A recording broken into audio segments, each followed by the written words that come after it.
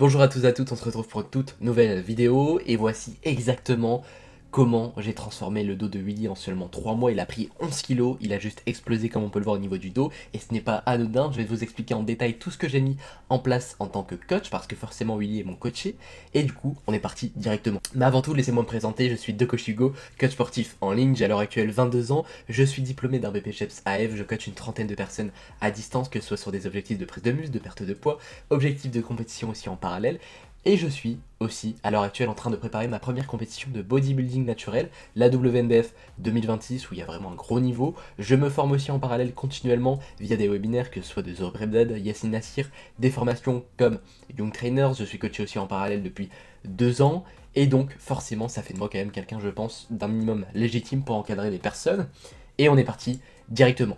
À savoir que directement quand Willy est arrivé dans le coaching, forcément j'ai dû analyser tout simplement son physique, sa structure morpho-anatomique et en parallèle son programme d'entraînement, ses jours de repos, d'entraînement, quels étaient les choix des exercices qu'il avait mis en application. Et du coup forcément moi j'ai fait une déduction de tout ça. Quand j'ai fait ma déduction, je me suis dit ok, on est parti directement, j'analyse le questionnaire, je vais lui faire du coup sa programmation d'entraînement, sa diète personnalisée et tout ce qu'il en suit au niveau du fichier de suivi. Comme on peut le voir justement, j'ai fait une vidéo de présentation à la fin, à partir du moment où justement j'ai établi son fichier de suivi, de 15 à 20 minutes qui lui explique et qui lui a expliqué en détail tout ce que j'avais mis en place, que ce soit au niveau de la diète ou alors du plan d'entraînement. Il savait exactement, tout simplement, pourquoi j'avais effectué ce choix ou ce choix, et du coup c'est toujours plus rassurant en tant que coaché forcément de savoir ce qu'il en est par rapport à la mise en place de la diète ou du plan d'entraînement, ou autour de la planification et des prochaines semaines et des prochains mois de savoir à quoi on doit s'en tenir, tout simplement. Donc une fois que j'avais présenté tout ça, forcément j'ai dû analyser, comme je l'ai dit, le dos de Willy. Et comme on voit sur la photo de droite, on voit justement le dos de Willy. Et on peut voir justement qu'il a un très bon haut du dos Willy. On peut voir que justement il a de très bons trapèzes supérieurs, moyens et inférieurs. Et c'est pas anodin, c'est parce que justement Willy faisait énormément de deadlift. En parallèle, Willy avait une mauvaise exécution au niveau du grand dorsal, et ce qui expliquait forcément son retard au niveau du grand dorsal, et ce qui expliquait tout simplement qu'il avait un meilleur haut du dos que son grand dorsal. Et du coup, forcément, je me suis dit, ok, littéralement, au niveau de son dos, on doit partir sur un focus grand dorsal, c'est une évidence.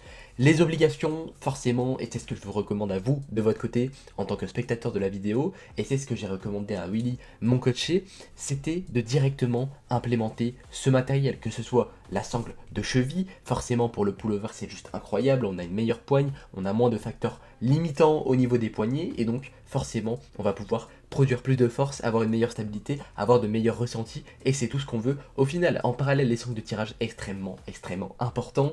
Je me demande comment c'est possible qu'en 2026, des personnes s'entraînent encore sans sangle de tirage, que ce soit pour, comme je l'ai dit, comme pour la sangle de cheville, ne pas avoir de facteurs limitants au niveau de la poigne, avoir un meilleur grip, une meilleure stabilité, une meilleure production de force, de meilleurs ressentis, de meilleures connexions cerveau-muscle, c'est tout ce qu'on veut très clairement. En parallèle, forcément, quand j'ai fait la vidéo de présentation à Willy, mon coaché, je lui ai dit, ok, littéralement, tu sais ce que c'est l'avantage d'être dans mon coaching, c'est tout simplement que au niveau du plan d'entraînement, tu peux retrouver pour chaque exercice des liens vidéos dans lesquels justement je te montre en détail comment réaliser l'exercice, tu auras ma voix off qui t'explique ce que j'attends de toi au niveau de l'exercice et de l'exécution et de la technique du coup en parallèle. Donc forcément, pour moi ça c'était une obligation que j'ai fait tout simplement parvenir à Willy, mon coaché, pour qu'il puisse tout simplement améliorer son recrutement musculaire, son mouvement, sa technique, son intensité et savoir ce que j'attendais de lui tout simplement au niveau des exercices, surtout du coup forcément au niveau du grand dorsal qu'on était en train de focus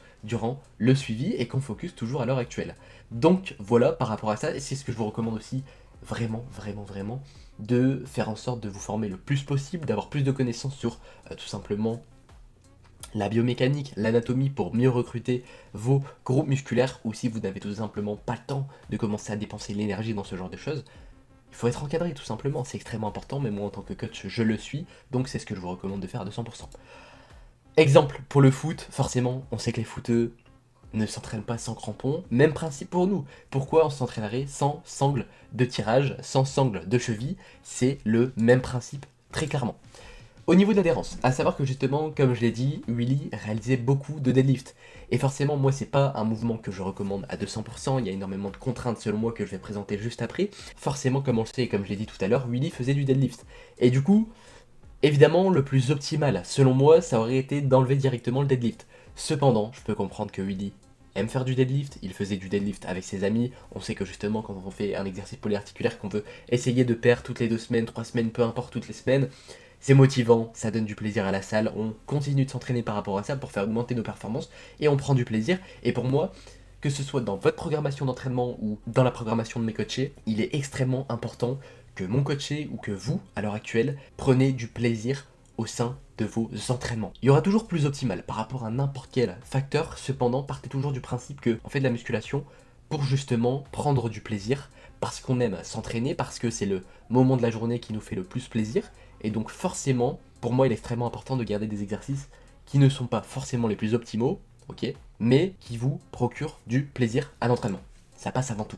Pourquoi du coup je bannis le deadlift? À savoir que justement, le deadlift, forcément, il demande énormément de technique. En parallèle, on n'a pas de phase excentrique au niveau du deadlift, et donc forcément, selon moi, c'est extrêmement important en hypertrophie et en musculation d'avoir une phase excentrique, parce que on sait que justement, c'est la phase où on va créer le plus de micro-déchirures au niveau de nos fibres musculaires. C'est ce qu'on veut tout simplement pour hypertrophier nos muscles et nos groupes musculaires. En parallèle, ça demande énormément de technique, c'est un exercice qui est polyarticulaire, donc forcément, on n'a pas d'isolation. Et pour finir, on sollicite énormément notre système nerveux central, on est extrêmement fatigué après ce genre de mouvement. Est-ce qu'on est capable de finir une séance correctement? Pas forcément. Je préfère largement partir du principe qu'on va mettre des exercices d'isolation, focus haut du dos, focus grand dorsal, coude vers la hanche, peu importe, dans le but justement d'avoir un maximum d'énergie, dans le but d'isoler correctement les muscles de nos dos, tout simplement. Les muscles de notre dos, tout simplement. Et aussi en parallèle, ça prend énormément de temps à mettre en place, faut ramener ses disques, faut les enlever, on prend beaucoup de temps de repos, donc tous ces points font que je ne recommande pas du tout le deadlift dans une programmation d'entraînement. Au niveau du choix des exercices, à savoir que justement, du coup, forcément, comme je l'ai dit, j'ai gardé le deadlift pour Willy, parce que forcément c'est un exercice auquel il adhérait. Selon moi, comme je l'ai dit, c'était pas forcément le meilleur des choix, mais encore une fois, je pars du principe que je préfère largement qu'il prenne du plaisir à l'entraînement et qu'il conserve des exercices qu'il aime que l'inverse, très clairement. On avait aussi en parallèle, pour le haut du dos, un tirage vertical, donc focus haut du dos, un tirage horizontal, donc forcément on varie les angles de travail, et aussi en parallèle pour le grand dorsal, on avait un tirage vertical, focus haut du dos. On avait aussi un tirage horizontal en unilatéral, avec une sangle, bien évidemment à la poulie, et du pullover en bilatéral. Au niveau de la structure des séances, qu'est-ce que ça donnait justement, et c'est ce que je vous recommande de faire, c'est évidemment avoir de la fréquence pour rattraper vos retards. C'est extrêmement important, à savoir que justement en 36 à 48 heures et en général en 36 heures, on a totalement fini notre synthèse de protéines, c'est-à-dire la reconstruction de fibres musculaires. Donc forcément, je juge ça pertinent, après ces 36 heures, de directement refaire une séance d'entraînement sur le groupe musculaire en question pour le stimuler encore une fois, pour justement apporter du stress encore une fois sur la semaine et pour le développer de la meilleure des façons le plus rapidement possible. Donc forcément une séance par exemple pull le lundi, un upper le vendredi, ça peut être très bien. Une fréquence x2, environ 7 séries par séance, c'est globalement pas trop mal pour focus le grand dorsal. En parallèle, forcément, on isole le grand dorsal en début de séance, on a un maximum d'énergie, on performe sur le grand dorsal, c'est ce qu'on veut directement, si possible sur les 2 séances, si ça vous dérange pas de mettre du pullover 2 fois en début de séance. Au niveau du volume, j'ai mis 14 séries sur son grand dorsal, 6 séries au du dos. Je pars du principe que Willy avait une bonne intensité. Il l'a toujours, il a un peu amélioré. Willy sait s'entraîner, ce n'est pas un débutant non plus. Je le considère comme intermédiaire, potentiellement bientôt avancé. Donc pour moi, le volume est cohérent. Ok, on n'a ni trop de volume, ni pas assez. On a un volume qui est cohérent par rapport à son intensité, son temps de pratique, etc. Par contre, si justement vous êtes un débutant, vous avez potentiellement besoin d'un peu plus de volume, c'est évident. Forcément, vous mettez moins d'intensité, stimuler un peu plus le muscle, ça peut compenser le fait que vous mettez moins d'intensité. Et si vous êtes avancé et que vous rentabilisez extrêmement bien chaque série de vos entraînements, potentiellement que ça peut être une bonne chose de justement mettre un peu moins de volume. Le volume se module avec le temps.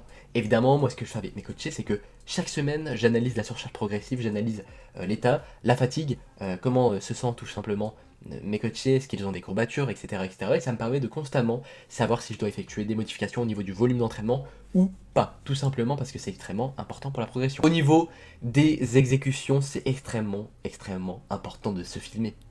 C'est ce que je fais très souvent, et encore à l'heure actuelle. Partez du principe que moi je suis coach, j'ai des connaissances, je suis encadré depuis 2 ans, Je me forme continuellement. À l'heure actuelle, à mon niveau, c'est des détails que je dois corriger. Pour certaines personnes, c'est pas que des détails, c'est tout simplement de plus gros points à corriger. Donc c'est extrêmement important dans votre cas de justement vous filmer, avoir ce point de vue extérieur, être potentiellement encadré pour comme j'ai dit tout à l'heure, si vous n'avez pas la possibilité de vous instruire, prenez un coaching. Vous ne dépensez pas énormément d'argent par mois, vous vous instruisez pendant 2, 3 mois, 4 mois, et dans tous les cas, on part du principe que la musculation, vous allez la continuer pendant 3, 4, 5, 6 ans, 7 ans.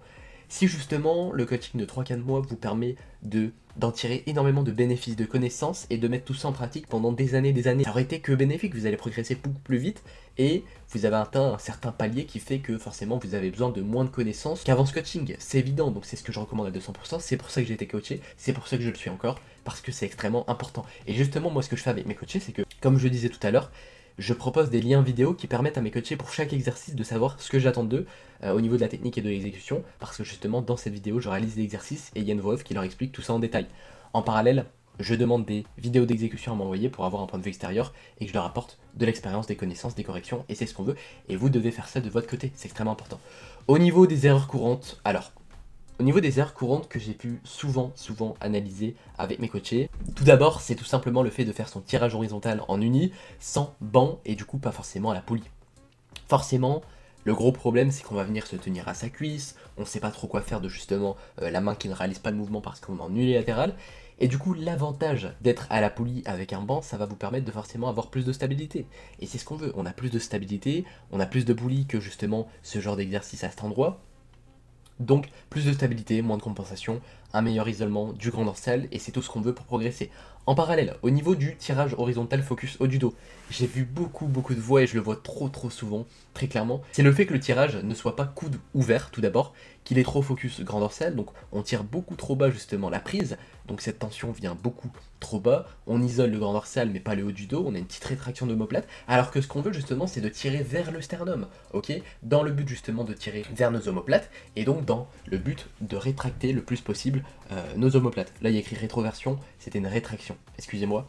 Donc voilà par rapport à ça, donc vers le sternum. En parallèle aussi, le tirage vertical que je vois sur banc, donc ça justement c'est Willy qui m'avait envoyé ce tirage vertical au début du suivi, à savoir que justement le tirage vertical je le commence toujours, et je le fais toujours à la poulie, et je le recommande de le faire à la poulie de par le fait que vous allez avoir du gain de temps, vous ramenez pas un banc, ça vous demande d'avoir constamment aussi des bancs de disponibles, et ça va vous permettre d'avoir un vrai tirage vertical, parce que comme on peut le voir justement sur la photo de droite quand je réalise mon tirage vertical, mon avant-bras est complètement aligné à l'axe de résistance de la poulie, c'est ce qu'on veut justement pour varier les angles de travail, et le gros problème ici c'est que justement Willy, à force de se reculer, forcément on va plus avoir un tirage horizontal au final qu'un tirage vertical. Donc, quel est l'intérêt de faire un tirage vertical si justement ce tirage vertical ressemble à un tirage horizontal? Ça n'a pas d'intérêt. Et aussi en parallèle, la plupart du temps, je vois beaucoup trop de personnes partir en pronation sur la phase excentrique, en supination. Ça n'a aucun intérêt. À savoir que justement, quand vous partez en supination, vous allez plus engager vos biceps de par le fait que vos biceps permettent la supination. Donc forcément, c'est pas ce qu'on veut du tout, ok? En parallèle aussi, ce que je recommande de faire, c'est vraiment de faire comme sur la photo de droite, comme on peut le voir, une petite rotation interne du coude. Tout simplement de par le fait que le grand dorsal permet la rotation interne du coude, ok, par rapport à l'articulation gléno-humérale. Donc justement, ce qu'on veut, c'est faire une petite rotation interne pour justement emmener le coude vers la hanche en rotation interne, ok. Vous allez maximiser tout simplement la tension sur ce grand dorsal et le ressenti, donc c'est tout ce qu'on veut au final. Et pour finir justement, trop de mouvements de buste, justement, donc là j'ai mis une petite croix, et j'ai fait comprendre avec des flèches qu'on voit trop souvent sur tous les tirages trop de mouvements de buste. Pourquoi vous n'êtes pas stable? Moi j'ai la raison, c'est tout simplement de par le fait que vous mettez beaucoup trop lourd et que vous compensez constamment avec d'autres groupes musculaires, et c'est pas ce qu'on veut, parce qu'encore une fois, quand vous voulez focus votre haut du dos, vous allez faire votre rétraction d'omoplate, ça s'arrête là, on fait le tirage, le tirage dans le but de rétracter ses omoplates. En parallèle pour le grand dorsal, on fait cette extension d'épaule, on emmène le coude à la hanche, on rapproche l'insertion de l'origine musculaire, ça s'arrête là. Pas de mouvement de buste, on met moins lourd, dans le but d'isoler la fonction anatomique en question. On aura moins de compensation, plus de stabilité, on isolera la fonction anatomique comme j'ai dit, et c'est tout ce qu'on veut au final. J'espère que la vidéo vous aura plu. Si vous souhaitez plus d'informations sur mon coaching, mes services de coaching, mes tarifs, peu importe, réservez un appel avec moi en scannant ce code QR. Ça me fera extrêmement plaisir. On pourra même en parallèle, si justement vous ne souhaitez pas vous engager au coaching, trouver une stratégie dans votre cas pour vous faire progresser, potentiellement analyser votre diète, votre plan d'entraînement, ça ne me dérange pas du tout. Et en tout cas, je vous souhaite une très bonne journée et on se dit à bientôt.